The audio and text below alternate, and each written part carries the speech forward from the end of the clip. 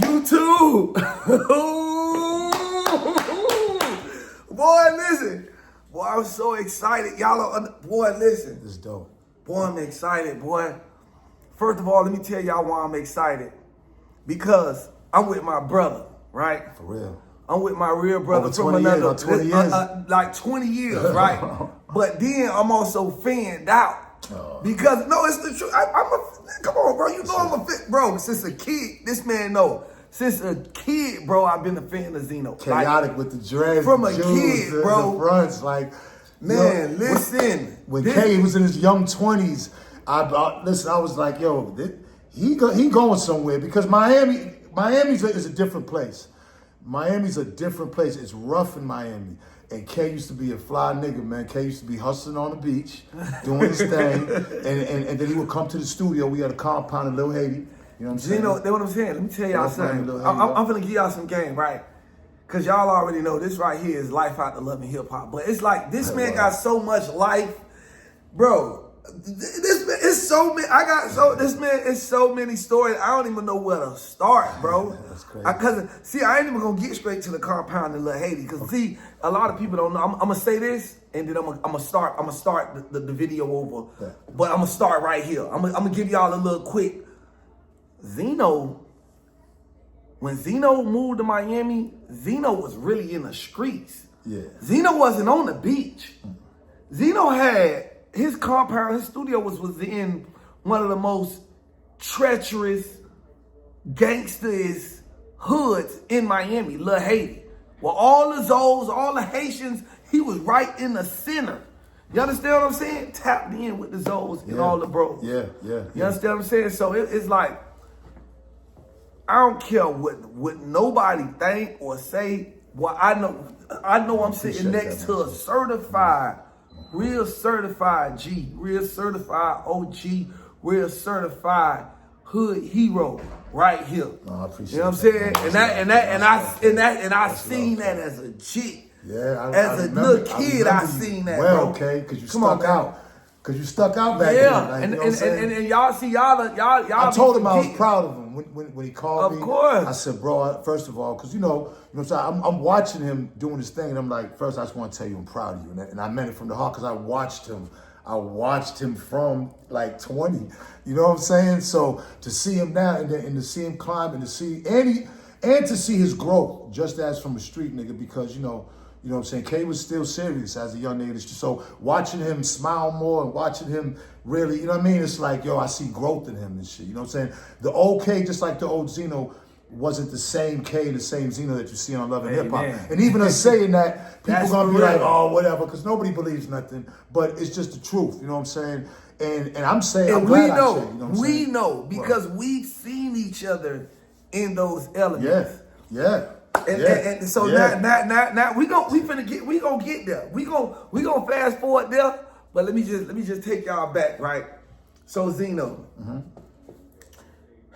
I want to ask you probably about 3 or 4 Love and Hip Hop questions, if you don't mind. I want everything. Okay, so let me ask you this: how did you come on Love and Hip Hop? All right, so here's when and how? So here's how I started. I left Miami when I was living in Miami. I decided, like, you know what I'm saying, I had the compound, the apartment. I had a bunch. Then we had the Hip Hop Weekly office because we was doing Hip Hop Weekly down there. Yeah. And I remember Stevie used to come down there and stay with me and shit. You know, I'm Stevie J. Yeah. So he was staying in Atlanta. I said, you know what? Let me go up to Atlanta, man. I just decided I drove up there by myself. I had loaded up. I think I had a 760. Loaded up the Beamer. I put my little portable studio in it because I had the 2 big studios at the compound. Yeah. Loaded up the little studio because I knew Stevie would work. I said, you know what? Let me go. And this was like 10 years ago. I said, let me at least go fuck around and maybe about 11 years ago. I said, let me go fuck around Atlanta with Stevie for a few weeks. Fuck it. I get a little Airbnb. Airbnb wasn't even out then. It was, I don't even remember what it was called, but I remember I got a little crib down there in Atlanta by Glenwood, right in the hood. And I remember when I got there, I found out that Stevie had a baby by Mimi. So he never told me that. Like because I knew Mimi before me, you know, it's like me and Stevie known each other for, you know, over 20 now. So it's like, but me and Mimi knew each other separately. Nothing like we ever messed around or whatever. But I just remember Mimi had a bunch of girls and shit, you know what I'm saying? And Mimi was like kind of, you know, her and a little pack of girls was in the industry. So Mimi was the one that was. She was in the industry, you know what I'm saying? Like, yeah, like, you know what I'm saying? So I just remember when I found out, he was like, yo, I got a baby by Mimi. I was like, what? I said, for real? And I said, damn, nigga, you ain't told me shit. From the beginning, with him and Jocelyn, I knew this shit was gonna be, I didn't know it was gonna be this crazy, and I know it was gonna be a worldwide phenomenon. Yeah, they definitely a worldwide phenomenon. But it's like when he brought her on, and then when they found out about each other, I was like, oh man. So, you know, he would come home and they would do their scenes, and a lot of scenes were stressful for this nigga. I could never do that. I was like, you better than me. But Stevie's, he's when it comes to that, that's the type of shit he like. Cause Stevie come from like Buffalo, Rick James, a lot of pimping, so he look at females different from how I look at it. Yeah. I'm not putting up with none of that. I don't even want to deal with none of that shit. Yeah. All I want to do is come, slide, we do our thing, and keep it moving. You know what I'm saying? Yeah, I want everything to be chill. Like, so Love and Hip Hop goes on. The first time I get on Love and Hip Hop was like, K Michelle was singing. And I'll never forget. Now I'm telling you, K, I'm giving you all the tea. And I don't gotta lie. This is just, I'm sure some of them are gonna be like, yeah, but this is true. So when I got there, I'm looking, and I wanna make it clear now, since we're talking about females, that I am with somebody, I love her very much. Her name is Ashley. So as I'm talking about this, I just wanna put that out there. You know Ashley, he love you, but he got some untold stories we gotta hear.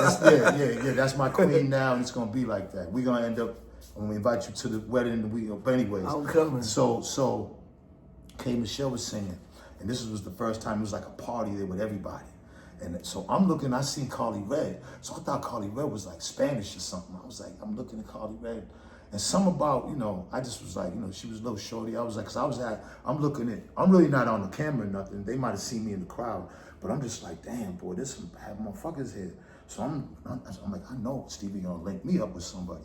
I'm looking at Mimi's girl, Arian. I didn't know Arian was a lesbian, you know what I'm saying? You know what I mean? But I didn't know at that time, right? So I'm just looking at all the different chicks, right? I'm looking at all the different chicks. Who is Arian? We gotta find Arian. Remember Arian with the short hair? I'm looking Where's at Arian. She at? I don't know. I gotta find Arian. Yeah, like Arian was on the first season. That was Mimi's best friend. You know what I'm saying? You know, but she was, LGBT. So it's like, I'm just looking to see, like, man, I know if I know I can get somebody from this motherfucker. So I'm just looking. So K Michelle singing. Now I know K Michelle cracked on me, she talked about me, whatever. I don't know what it was. But K Michelle was looking like a motherfucker. We catching eye contact, right? She looking at me, I'm looking at her, you know what I'm saying? You know what I'm saying? I got a little bit of, this is when I first got to Atlanta and shit. So I just remember that was the first time. The time when I really got my start is when KARLIE REDD went in, when Stevie and Jocelyn was talking, and KARLIE REDD auditioned for Stevie with that Gucci Louis Prada song. When Jocelyn went in there and kind of shook her up and kind of kicked her out of the session, I'm sitting in the back, because we had the band, it was a practice. I'm sitting in the back with the band. I'm just sitting in the car smoking. There's 4 of us in there, the band members, we smoking. We waiting for Stevie to finish the scene, we go. So KARLIE comes out. She's like, oh, hey, hi. I'm like, moi? You know, I'm like, me? I'm like, you know, I'm trying to play it off, but she might have been talking about somebody else in the car, but I'm like, she looking at the nigga that's riding that motherfucker. It's gotta be. I'm like, hey, how you doing? It's KARLIE. I'm like, damn, this is crazy. She's like, what's up? Oh, you got a minute? So she walks over to the car. She's like, yeah, you know what I'm saying? How you doing? I'm like, oh, I'm good. She was like, yo, can I get your number? She asked me for the number, right? I was like, oh, sure, hell yeah, no problem. So KARLIE REDD bagged you in the car after the scene. Stevie, see, I was never on Love and Hip Hop. It was never in my thing to be on Love and Hip Hop. I wasn't talking to no chick. I was just in Stevie's band, and I was just there. Mona knew me from Source Magazine, and I knew Mona from Violator and shit. But you know what I'm saying? It wasn't like I was coming on there or nothing. I was just there, you know, because Stevie didn't have a license and shit. So I would ride Stevie to the set, wait for him. I wasn't doing shit. I had left Miami. I just left Miami. I said, fuck it, you know what I'm saying? Let me get up here. I wasn't doing too much at this time in Miami. I said, let me just go to Atlanta and stay up there for a little bit. So now, me and KARLIE start hollering off camera. So I go, to her apartment and shit, and we went on a couple of little dates or whatever. You know what I mean? Did what I did our due diligence. Then I get a call from Mona, like, listen. Well, KARLIE puts me on the phone with Mona. She said, what's up, BenZino? She said, listen, if you're gonna be dating one of my cast members, then I think you should come on the show. You know what I'm saying? Mm-hmm. And she was like, you know, first she was like, you know what I'm saying? First I was like, I don't know. Cause I was talking to other chicks in Atlanta. Cause I just got there, I was hollering at a couple other chicks. So it's not like KARLIE was the only chick. You know, I had already been trying to talk to a couple of chicks off camera. So I was like, I don't know if I could do that because I was always kind of like a quiet guy. You know what I'm saying? Like I never was a dude to be, because I've dated a bunch of celebrities that nobody ever knew. You understand what I'm saying? Nobody ever know nothing. I was private. You gotta be private. I didn't know about this love and hip hop shit. Nobody did. I said, I'm not with that. That's Stevie. I'm gonna be chill in the background. I'm just trying to smash somebody from the cast and I'll be cool with that off camera. So I don't know, KARLIE must have convinced me to go on, so we go on. She had just got finished talking to the Antonio nigga, I forgot, the fat nigga, I forgot his name, Babyface's son, one of them niggas' son, L.A. Reid's son, Antonio Reid. Okay. She just got finished talking to him and shit. So I'm like, all right. So we get worked into that's when I got first worked into the storyline. That was cool. I ain't know, so KARLIE read bad BenZino. She asked me for my number. Now I don't know, somebody need to do an interview because I don't know if Mona told her to do that or she just did it on her own. Because I just was sitting in the back and I never forget. The first night I asked Steve, I was like, who's that? He was like, oh, that's KARLIE. I was like, yes. I said, yo, I like that. I said, you know what I'm saying? I said, that's my type. But remember the movie, K. Michelle, I remember, you know when the chick's looking at you. She was locked in. She was out. You know when she was, you know the chick looks at you. Like, it ain't bragging or nothing, right? Of course. She was on stage singing and we caught eye contact. She knew I was with Sleeves and she caught the eye contact. It was only right. So I say that to say this later on, because then her and KARLIE was always beefing. And maybe that has something to do because then later on, I'm in one, I forgot which what do you call it, reunion it was one of the early ones. I think it was the second one. I'm sitting next to her and she was like, yeah, you picked the wrong one. She said that. Then K. Michelle later on, like she could say whatever the fuck she want to say, K. You know, it is what it is, it's the past. You know what I'm saying? Much respect due, but that happened. We sat next to each other go look at the footage and see how we sitting. And she was like, she told me I picked the wrong one. I told Sleeves and everything. I was like, yo, Sleeves, man. She said, that was the first time she made it known that she was feeling you. But it took me back to that day, the first time I was even on set and she was looking. And she said that at the early reunion. And I was like, oh shit. Because, you know, me and KARLIE fell the fuck out. That shit was all out of control. Like that relationship was just crazy. Because all she really gave a fuck about was the TV. So did you love her? I'm a Cancer, right? So this is what I did. When I decided to go on there, I said, you know what? First thing I had to do was get rid of the chicks I was talking to in Atlanta, off camera. I blocked all them. This is when I think Block first came out on the phone and shit. I was like, this is dope. I was like, this is like some high tech shit here. You can just block a motherfucker. You never have to talk to him again. Because I had to do it quick, and I'm not like that. But this was like, I just started seeing great opportunity as far as TV. So I'm thinking, she looks good. Mm-hmm. She's older. She had a daughter. It doesn't take a lot for me to like be in love. I can love you. I know how to love quick. It's not like. There's always a time and moment where you spend time and you fall in love. But at this point in my life, I'm like, you know what? Shit, if I'm on TV and it's Stevie and Jocelyn and Mimi, then it's me and her and shit. And then I'm thinking like, I ain't got to pay for the wedding. That's about 40, 50 G's I ain't got to fuck with. Shit, they could. So you did love her and planned, you was going to marry her? I planned on marrying her because my thing was this. I'm like, she looks good. We on TV. Who the fuck else am I gonna marry out here? Now watch this. Do you feel like TV tarnished your relationship? It tarnished every single relationship on Love and Hip Hop. Every single relationship that I've been through Love and Hip Hop is tarnished. Even now, Yandy. Imagine that. And Yandy was the untouchable one. It's tarnished every single relationship on. That's what it's meant to do. Is to see me, when you look at me, right? I get associated with, motherfuckers be like, yo, you from the Creep Squad? I'm like, no, I'm not. That's Rich Dollars and Cisco. Like, I'm not, and Cisco's my nigga, Peter Gunn's my nigga. Like, but I'm not Creep Squad. And I tell people, I said, look, when I was on Love and Hip Hop, I only talked to one girl at a time.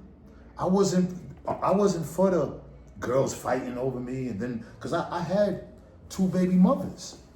So I surely wasn't trying to have them, and I don't think they would have did it anyway. Boston chicks are built different. They're not even with all that shit.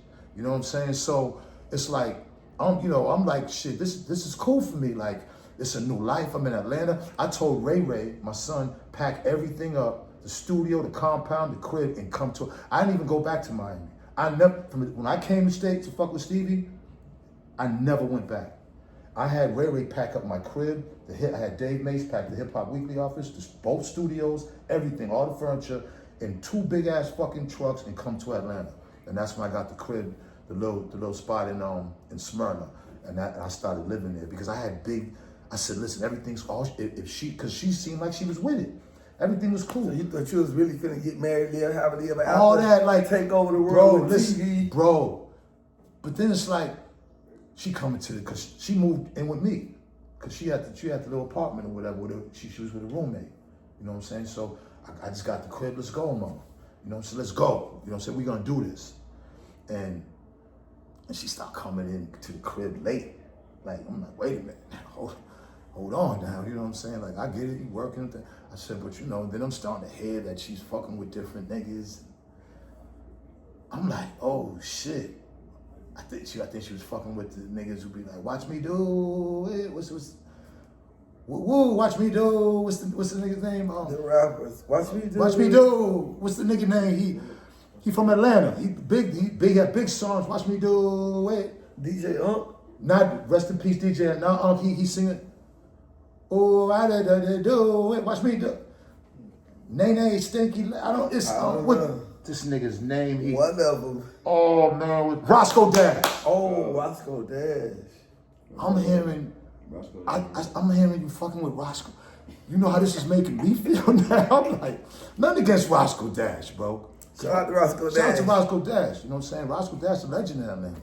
But I'm like, yo, bro, I'm the fucking Z-Star. Like, what the fuck are you doing? Like if you gonna mess with somebody, like, you making me look crazy with Roscoe Dash.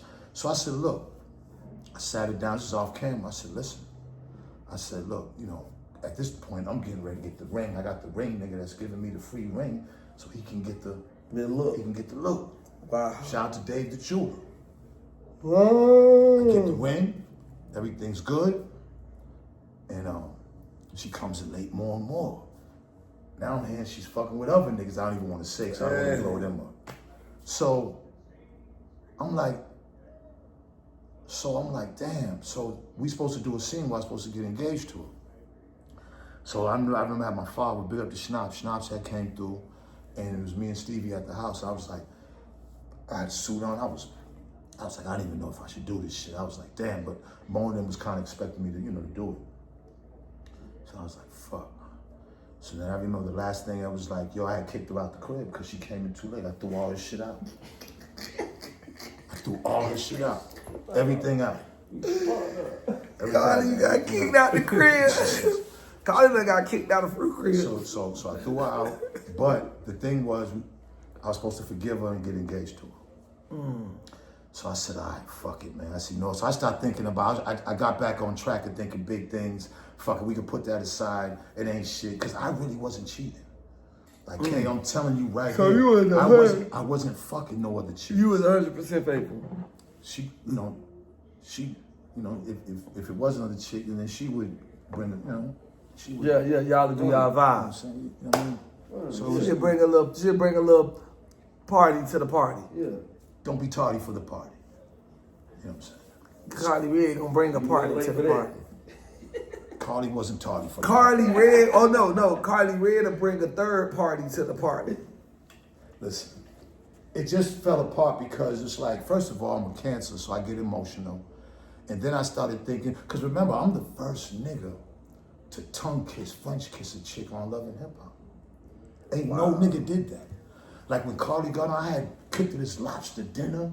This was our first scene when she came over, lobster dinner, and I bought a couple of books, like some real ill books, and then she sat on my lap, and we just was like, and motherfuckers, everybody was surprised. It's all the cameras, all the producers, it was like, oh shit. You know what I'm saying? So I was, you know what I mean? Like, I said, you know what? I'm gonna show niggas that you ain't gotta be all tough. Cause when niggas come on Love and Hip Hop, the first thing is I gotta be tough. I gotta have a bunch of chicks. You know what I'm saying? I'm like, nah. I said, I'm gonna show these niggas how you can get one chick and do it right. And I respected Kurt from that until Kurt started wilding and shit, you know what I'm saying? But I used to look up to Kurt. And then he started wilding, and I was like, man, Kurt just like everybody else and shit. But that's my nigga, you know what I'm saying? Like, you know, the shit Kurt was doing was out of control. I'm like, damn, Kurt, you was the nigga I'm looking up to, like I want to be like. Wow. So, yeah, like, cause I know Sleaze, like, forget about it. Stevie introduced, what, you know what I want to know? What birthed the Stevie J and Scrappy beef? Oh man, okay. Now that was a crazy moment. People don't give Sleaze the credit just due because he brought the triangle offense to TV. Nobody had ever did that in reality TV. There was only a handful of reality shows, Real Housewives, Basketball Wives, Love and Hip Hop. And it was all about women. Sleaze was the first one to like introduce the bros when he brought me on, and then also bring two girls on who found out about each other on TV. That never happened. And when you look at that, that's what made everybody, all the shows do that now. Like, that's the formula. We get a nigga to have two chicks and just let him go, get him drunk. Like, you know what I'm saying? Yeah, let him turn up. When Erica and Jocelyn got into it, Stevie said something to Erica. Scrappy did a scene where, I was like, wow. I said, I'm watching them how they, you know, this is what Love and Hip Hop do. Like, they instigate the whole shit. Nothing, I'm not saying bad about it. So if I say instigate, I want it to be like, but this is what it was about. But it was the first time that I'm like, damn, two niggas is getting ready to really go at each other. This might not be good.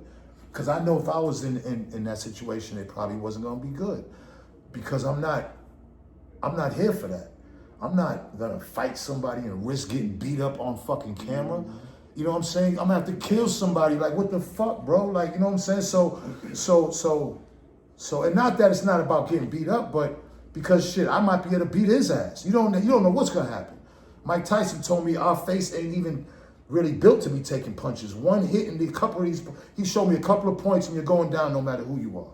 So it could go either way, and I know Scrappy don't want to be embarrassed, and I know Stevie don't want to be embarrassed. But it was, the way it was like, they was gonna meet at the studio on Antoine. I was like, Sleaze, we at the house. I'm like, you sure? I'm like, nigga, you gonna fight this? I was like, nigga, it's gonna be, he's like, yeah. I'm like, so I was strapped. I came with a strap. I didn't know Scrappy. I didn't know, so I had a little strap, whatever. I was gonna be on the side of the, on the scene, right? Just in case, whatever, you don't know what the fuck's going on, you know what I'm saying? So this was the first season. At that point, I wasn't even on. This was still early. And I remember Mona pulling up where me and Stevie was. And it was like real tense. Like, there was a bunch of motherfuckers there and nobody's saying nothing. It was just real quiet. Like, I'm like, yo, what the fuck?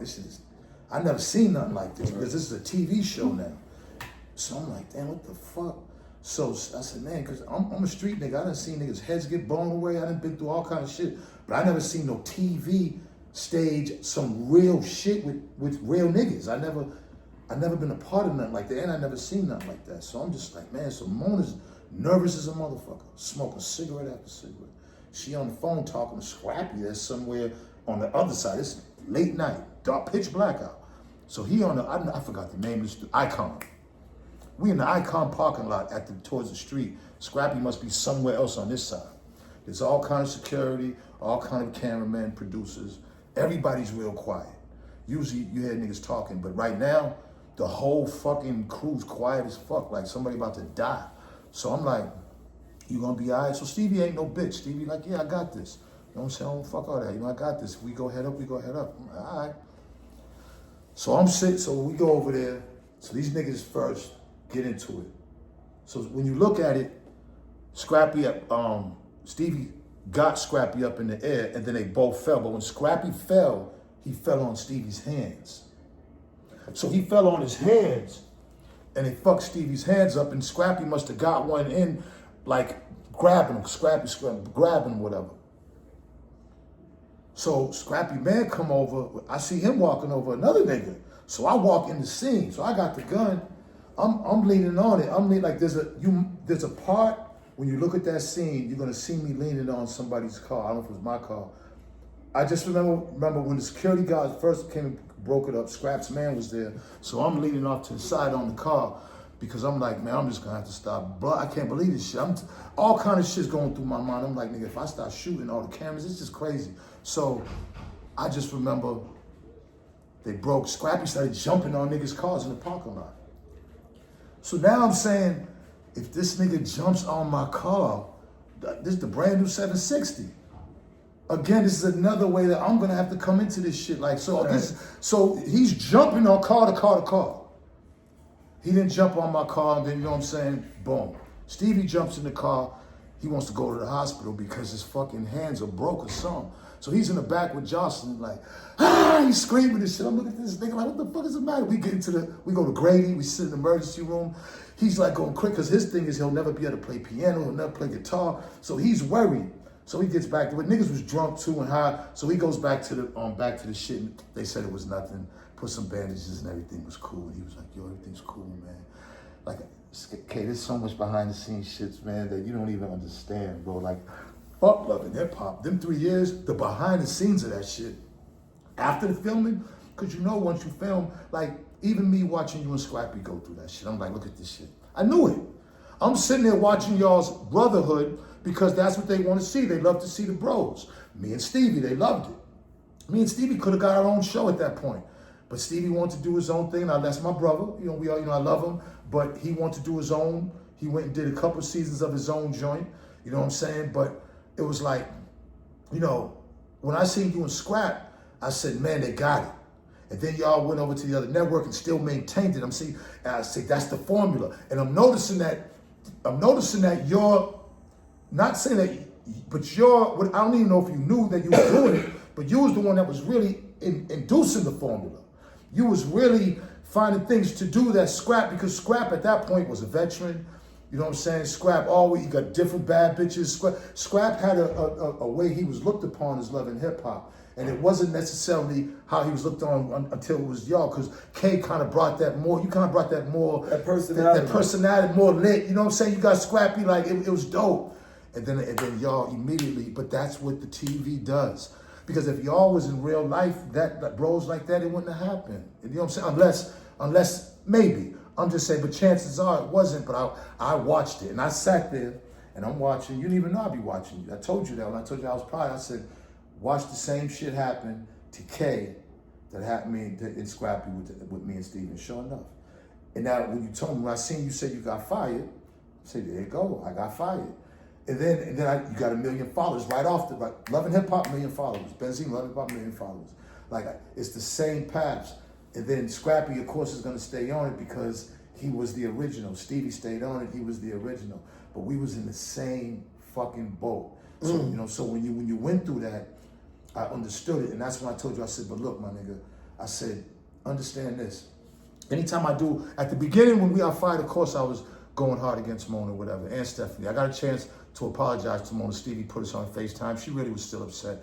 But still, I mean, she got to understand, she put me through a lot. Like, that reunion, I didn't know I was going through that shit. So, long story short, it's like, that still catapulted you and got you the way you're going. So don't even look back and don't even worry. Always thank Love and Hip Hop, because from here, you're gonna, you know what I'm saying? I'm thankful, you know, for real. But I know what you went through.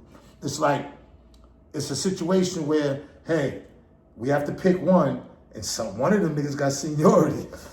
Stevie had it, Scrappy had it. Yeah, and they had the story. They had the storyline that aligns with the whole show. So it's like, you know, I mean, I respect it. You know what I'm saying? I don't got nothing against it, because, like, you know, you can't stop what God chose. No. And that's just my whole outlook on life in general. Nobody can't stop what God chose. No matter what they want to do, what they try to do. When God chooses you, you know, Nobody can get in the way or stop that. The story's already written. The only one that can stop it is you. Exactly. And I'm going to enhance it. I ain't going to stop it. So watch this, right? You know, that at some point in time in life, you dated Trina. Oh shit! When I lived in Miami. How was that? You and Trina, the baddest. So of course, you know, at that time, so it's like I was filthy rich, like filthy rich, man. Like I just was. And then I remember this before I lived in Miami. We were just going down there doing the awards. So you own the Source magazines and the Source Awards. That was all my shit. That was me and Dave Mays. Yeah, that was me and Dave. We 50-50 partners, and we was making a few million a month. Of course, we had bills and paying, but we was making a lot of money at one point. And so when those 3 years in Miami that we did the Source Awards, that was the richest years of my life. You know what I'm saying? And when I got to Miami down there, I acted a whole, you know, between Miami and LA, I just was doing crazy, wild shit because I had unlimited amounts of money. And I just remember who didn't want Trina? Like, what nigga at that point didn't want Trina? Like, especially if you're a rapper, if you were in the industry, you've been looking at her. She's really one of the first, you know, shout out to Lil Kim, Foxy. But Trina coming from Miami just gave you a whole different flavor. She was the southern version of that. And she was a stripper. And she had that different swag. She was, and listen, I want to, you know, she's married, so it's all respect to her husband. But again, these are stories, you know, that happen. So, you know what I'm saying? I got somebody and they're together, but, you know, yeah, like I actually kind of fell hard for her. Like, you know what I'm saying? You was in love with her. I think I was definitely, yeah. You know, you loved her more than you loved KARLIE? That was a real love, I think, with Trina, because it was so much, I had been looking at it for so long, it was an intrigue so much from her celebrity that when I'm down there, you know, and I got out, you know, of course, you know, it's like, you know, she ain't dating no broke ass nigga. She's not doing that. So if you fucking with her, you gotta be, you know what I'm saying? I'm saying if Trina ever, when you look at the guys Trina dated with, nobody was no, you know, broke ass niggas. So it was like, you know, I had just opened up Club Zino.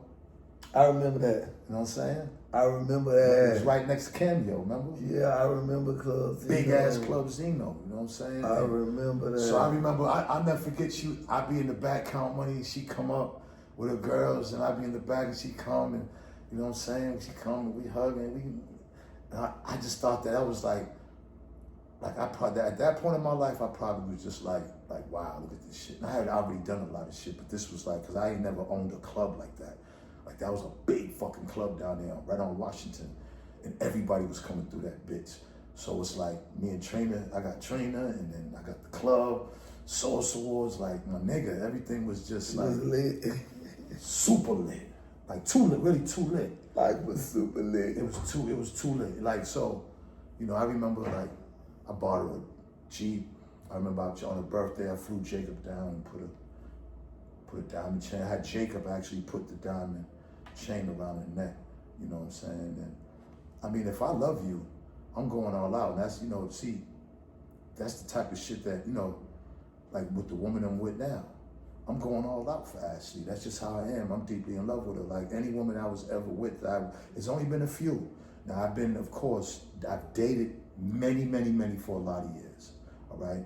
But as far as having feelings and emotions for her, she was one of them. And I know a lot of it had to do with her being Trina the baddest bitch. I get it, but that nigga from Boston and I'm wilding and I got 100 niggas with me, that was a good look for me.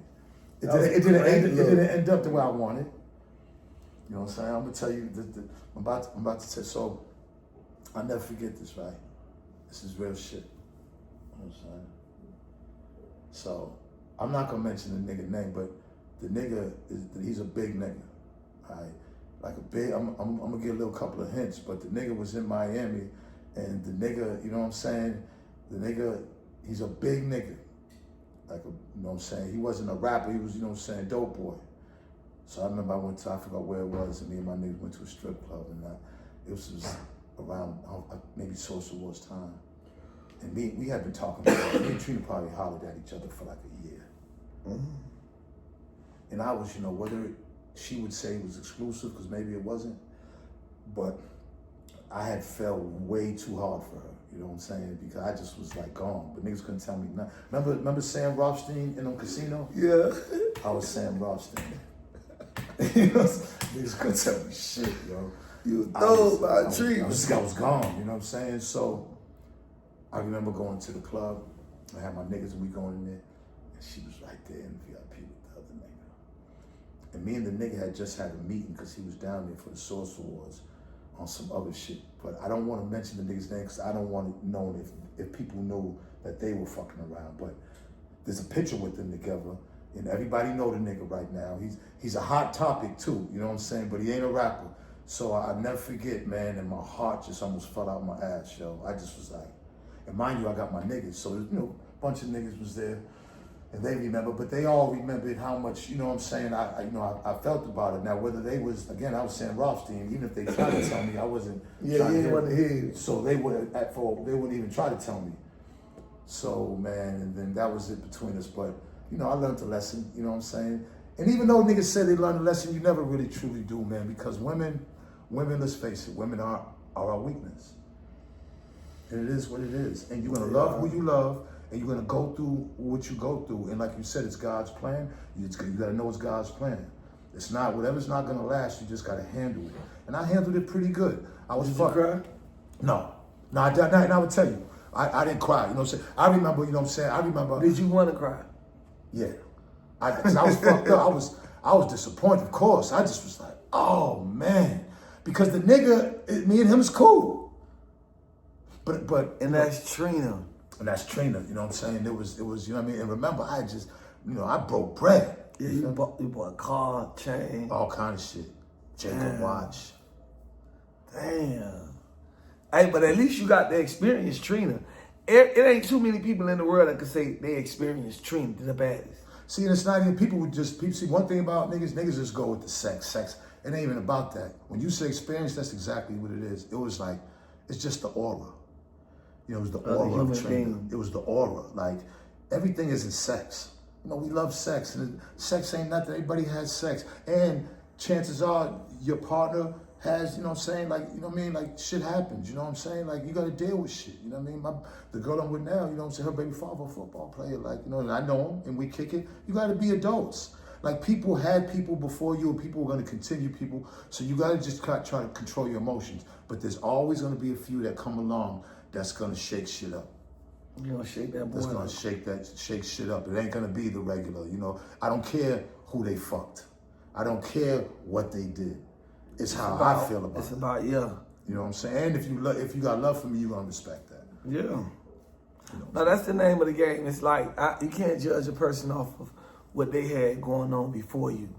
You know what I'm saying? And then I see it now on Love and Hip Hop. It's like, wow. Exactly. That's crazy. So let me ask you this, right? Okay. You about to be, are you a grandfather already? Or you about to be a grandfather? Man, about to be one. So this your first time? First time. I'll be 60 in July. Wow. This will be my first grandchild. But I'm at the right age for it, man. Look, so how you feel? How have you been talking to KOI? And man, I'm so happy. Y'all got y'all relationship on track? Everything is good, man. Everything with the grace of God, thank you. And I don't talk too much about it now because she don't like that too much. I'm just happy that she's gonna be such an amazing mother. When I told her, I said, KOI, I said, you look so beautiful when you're pregnant. She was like, she started giggling. She was like, yeah, Dad, I got thick. Her thing is just thick. Yeah, you know that's the name. You know that's the name of it. I got thick. You know what I'm saying? She can't wait to drop that baby and be big. But man, I'm just so happy for her because, you know, her journey, seeing my only daughter, Cece, you know, she's been tatted on me forever. So it's like, this is my little girl that, you know, I had her in videos. She was 3 years old in fur coats. Like, this is my little mama. You know, I named her KOI. You know, that's my baby. And of course, the things we went through were unfortunate, but you know, it taught me a lot. You know, it taught me things that I had to like come to terms like, all right, Z, you know, you got to do it this way. You can't do it like that. Yeah. You know what I'm saying? And so it made me look at myself because I ain't getting no handbook for no father. You know, especially a father raising a daughter. When they're 1 to like 12, you're their hero, nothing, they love you to death, you spoil them, everything's good. 13, 14, when they get 15 and 16, that's when it becomes, that's when it becomes challenging. You really, because you yourself, me, you know what I'm saying, we all come from the hood and the streets, so we ain't 100% together. You know what I'm saying? I mean, we trying every day. It's an everyday type of process for us to even, you know, so I just know that, man, talking to her, you know what I'm saying, she's very happy, she's healthy, and I'm just so happy for her. She's gonna be an amazing mother too. And I know the baby's gonna be beautiful, man, so I can't wait until— Shout out to KOI. Yeah. Congratulations on the baby. Right. We excited for you, man. Yes. She look good too, man. She looks really good, man. She looks good. God is good. I'm glad that y'all both like in a great place, man. And it's like, especially with that's your only baby girl? Yeah, I got 3 sons, Ray, Taj, KOI. You know, Taj and KOI got the same mother.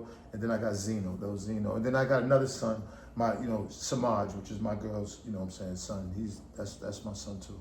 So wow, you ain't got you got one girl and all boys. All boys. She was the spoiled. She was the princess. She's the one. KOI's the one that's more like me than any of my kids. Than any of my boys, she's more like me. Like just that, just, you know what I mean? Just that, not gonna say no. I'm gonna show you. Fuck that. Oh, if I can't get it from you, I'm gonna do it on my own. Like she just got that tenacity, man. She's ferocious, man. Like she's, you know, and her mom, you know, KOI's mom, KOI's mom, you know, we got raised up in the streets. KOI's mom's family and my family in Boston. You know, we street people. So, you know what I'm saying, KOI grew up in that type of environment and under that type of parenthood.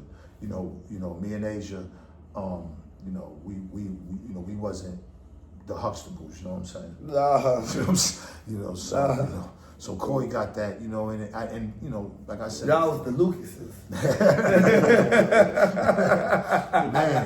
man, I'm talking to KOI's grandmother was real, like Griselda. Man, like Asia's mother's mother. Her great grandmother was, you know what I mean? So, and then my grandfather, so she really comes from a lineage of, you know, real hood shit. Real mob bosses. Yeah, so. Really? Because, you know, Boston is the mob. Yeah, Boston, yeah, definitely, 100%. Yeah, I'm already here. 100%. That's a blessing, man. So now, I want to know this. Like, what have you been working on? Mm-hmm. And what is you working on? What's next? Like, what's next from BenZino? Because we know you done conquered the music industry. We know you done did your big one with Source Magazine. We know you done did your big one as an entrepreneur, as a certified street ninja. We know all that. So now, what's next for BenZino? I love cooking. I had the opportunity to open up a few restaurants called BenZino's Crab Trap. So I plan on getting back into that. But I've been doing like my acting. I got a major Tubi movie coming out under Chris Stokes, man. Big, that's fine. Major shout out to Chris Stokes, Juanita Stokes, Marcus Houston, man. Like that's gonna be fine. Man, you know what I'm saying? It's a great role. Movie called TKO. Got a lot of great. This is my biggest role yet. So that's coming out. I did also an amazing series with Dennis Reed up in Detroit. That's going to be coming out soon, 6-part series. I think it's 8. So, you know, those are going to come out. I got 2 more movies. I'm going to be shooting Bloodline 2 with Fence and them coming. Ooh, that's going to be hard. You know, I was in Bloodline 1. I was Kilo and I didn't get killed. That's going to be hard. So, you know Bloodline is a classic. Yeah, you got to fuck, Fence will put you in that shit. I'll man, you got to put that in. As soon as we shut this off, I'm going to set that up. Man, I got to be in. I need to be one of them guys, man. Yeah. Oh, yeah, no, as soon as we, you know what I'm saying, for sure. Oh, that's major, man, and that's a classical movie. Yeah, man. So you basically deep digging in your movie game. Yes. So is you ever gonna tap back into reality TV, or you staying away from that? Listen, the reality. What I think is needed is all us guys that have experience in reality TV. We need to come together and just get our own shit going. I think kind of like, so remember when Kevin Hart them did it? Kevin Hart, Nick Cannon, Nelly, all of them. What was that? Was the Real Husbands of Hollywood? That was hilarious. We need to get a bunch of us, man, who ain't signed with Love and Hip Hop, and just do our own thing, and man. come together. See, big up to Mona Scott, because Mona Scott, if anything, should have showed everybody the game. She's giving everybody the game. So it's like... No, but you know what? I think Mona Scott showed everybody the game, but everybody ain't soaked the game up. Right. Because everybody was... They became more dependent on her. Yes, because everybody was so focused on being a cast member. Right, absolutely. Opposed of being a boss. Producer. A producer and producing things. Direct. So, Mom, the question, is that in BenZino's path? Producing, directing, shooting? I've been from years I've been fucking with that. You know what I'm saying? With the Source Awards, I've done a lot of different productions. To me, I just always was a team player. That's why when you called me, and I didn't have your number, you the only fun that comes out, it came up chaotic. I was like, how the fuck did he do that? Like the name chaotic comes up. I was like, oh shit, this is my nigga. And 305, so I was like, there's only one chaotic, so my nigga, I was happy. So it's like, anything that niggas want to do, me and Cisco fuck around with each other, me and Peter Guns talk all the time, but it never gets done. And I'm a nigga that like to do shit. Like, let's go. Yes, execute, plan, let's put it's called sweat equity. You know what I'm saying? We don't need a whole bunch of money as long as you got resources and sweat equity, and that's what needs to happen. We need to control our own reality. We need to control, you right. You know what I'm saying? Control the narrative of our own reality. Why not, man? We know the shooters. We know the lighting. We can go anywhere and shoot where we want. You know what I'm saying? Like, what else do we got? What else you we need? You know what's crazy, BenZino? You know what's crazy? My first ever cameo in a movie, you gave me my first cameo in the movie. At the studio, I'm going to tell you, we had that scene where I think I was coming to rob you or something was getting robbed. It was Deslock Piccolo. Shout out to Piccolo. It was Monster. Snoop, Trina brother. Yes. We did a scene at the studio where it was something about a robbery or something. That wasn't a video? A music video? Was that a music video? Or was it a movie? Because we used to do a lot of scenes for music videos. Remember that shit? Oh, I think that was a music video. Wasn't that for the video? That was just for the video. Because I told Ashley, I was like, man, I got songs with Chaotic. I got videos and all that shit. That show was for the music video. But I remember, that was when I was a kid, that was my first time showcasing acting I had to have it was we had to came up with the little strip and all. I'm telling you, you stood out when you was a young nigga, for real. It just was that, man. I already thought that you already had 3 albums, and I'm like, who's this nigga? You know what I'm saying? I was just working, man. Yeah, my nigga, and all the OGs fuck with you, so they was they was looking. I'm like, yo, okay, this. I already thought that you was already making major moves, just how your aura and your shit was when I met you. Yeah, down there, that's what, I was making major moves at the crib, and that's what, all the older OGs respected about me. They respected, my passion, my hustle. Yep. And then I was also a listener. I listened to the OGs. When they spoke, I listened. You know what I'm saying? I was wild, I was crazy.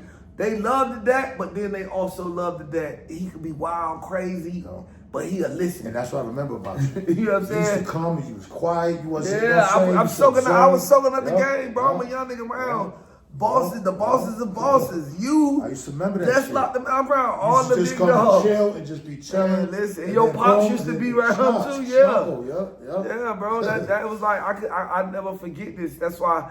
I'm gonna forever be a person that's gonna forever give you your flowers, bro. Oh, man, no matter what. No matter what. And I was happy when you called. So anything we could put together, then let's put it together. And I believe what you're doing now, this series of what you're doing, I think it's gonna, it's gonna that's your personality. And really, I think I'm gonna talk to Scrap because I want to be the nigga that could try to squash that because y'all niggas, y'all had it. It's just, this is the problem now. I'm going to tell you something. This is honest to God truth. Everybody and their mama done tried to talk to Scrap. It's like he hate me. Give it time. There's no way he can hate you. No. Me and Stevie stopped talking. Me and Stevie. Right. You better tell him, right. Ron, hold up. Ron, look. After you see what happened at the reunion with me and Stevie? We stopped talking for a year and a half. It almost got ugly after that with us. This is my fucking brother. After that, we didn't fuck with each other for a couple of years. So, You gotta give it to God. Let it. People just. So that's what I did. I gave it to God. I love how you handled it. Yeah, I love how you handled it. No, because at the end of the day, like I always say, anyway, I ain't got no smoke with Scrappy. I love Scrappy, and it's like y'all niggas at the dope, end of the day, man. Look, man, Scrappy was somebody that I knew for a fact we was gonna touch hundreds of millions of dollars together. And it's just that I just feel like maybe God, that just wasn't the line. That wasn't the person I was supposed to make my hundreds of millions. At the end of the day, look, and I'm telling you, people ain't gonna remember the beef. They're gonna remember y'all fucking with each other. Me and Stevie, every time somebody see me, you and Stevie, and they're gonna do it with you. Yo, did you and Scrappy get cool yet? Because people get invested in the good of the relationship. Yeah, the brotherhood. People was fucked up that me and Stevie went through that. I mean, the ladies would come to me and be like, I cried. Like the niggas get out of jail. Yo, y'all, we only watch that because of y'all. And how could y'all fall up over these bitches? And my niggas, so people get invested in the goodness of y'all relationship. So that right there is gonna end up one day, and even if it's not like it was, just give shit time, man. Cause y'all, you know, and shout out to Scrappy, we gonna get it right back, man. We gonna get shout out to Scrappy, salute to Scrappy, man. I love him. That's my bro. You know what I'm saying? Y'all did amazing shit together, man. That's what I'm saying. I ain't got Can't take that for granted. I'm always listen. Whenever his name come up, bro, I'm always gonna be loved. Like I see y'all. Look at Ashley watch Now That's TV. So when I was watching on Now That's TV, like I'm telling you, my nigga, like when you transfer the bros hood from one shit to another, that was powerful. I just knew y'all was gonna keep going. Y'all was right there. Watch this. Now, you know, I ain't even trying to take all the credit for everything because Scrappy played his part. But I was the brains behind everything. Okay, listen. Scrappy was like a face, and I was the brains. So look, I took us from loving hip hop to Now That's TV to YouTube. This same channel, we started this together. And he just couldn't stay. It's all right. If he would have stayed here with me, bro, let me tell you something. Scrappy and I wanted to open up a restaurant with bro. When I told him let's open up the restaurant, right, together, he said, oh no, I'm gonna open one up with Erica. And it's like, bro, you and Erica Wave, that was a couple seasons ago. This is the chaotic and Scrappy era. Y'all had it. Let's do it. Guess what? Him and Erica never ended up opening up a restaurant. If it would have been me, that restaurant would have been opening and running because I got a different ambition and drive. You don't remember Sleazy Zeno's? We opened it up for 1 week, the big for over, and it was it. That was it. That was it. So you went through the same exact thing that oh my God. Shit. It was my idea. Sleazy Zeno's. Yeah. And we opened it. And then all this shit, then that man. So you went through the same thing. You and him went through the same thing. I don't believe in coinky dinks.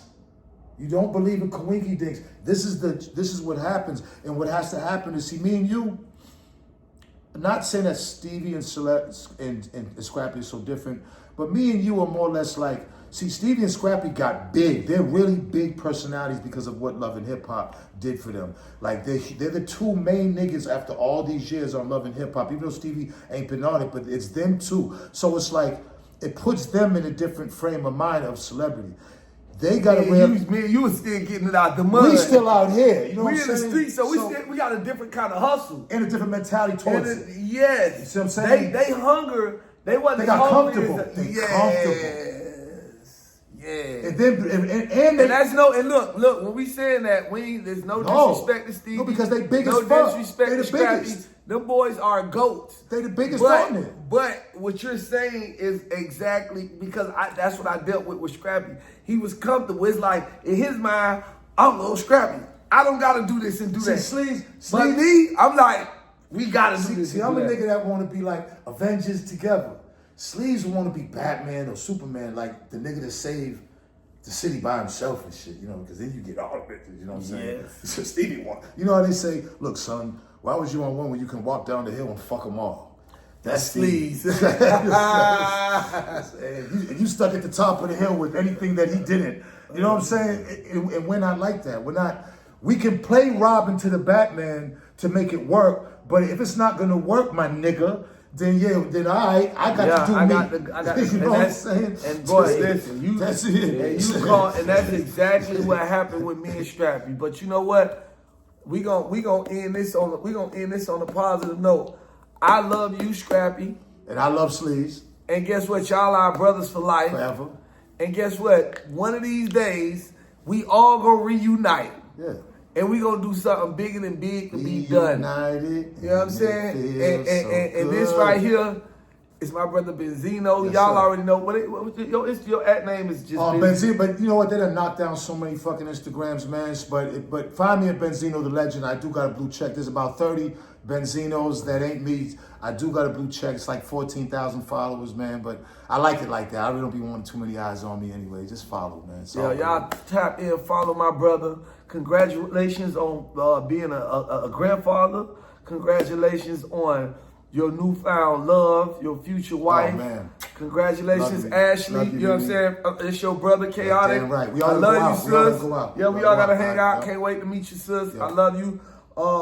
And man, this right here is an episode of Life After Loving Hip Hop with my big brother. Let's go. One of my idols. Yeah, one of the people I look up to in this man. game. Appreciate from it. since I was a kid all the way to this day. I still look up to him. I still get those goosebumps. I got and goosebumps, chills man. I was just saying the when I same get thing. with him. I'm just happy. I Like, still I'm get proud that. of you. Like, this is big. Love, my brother. For real, this is dope. Love you, man. I can't wait to see it. Hey, y'all tap in, subscribe, follow. We out.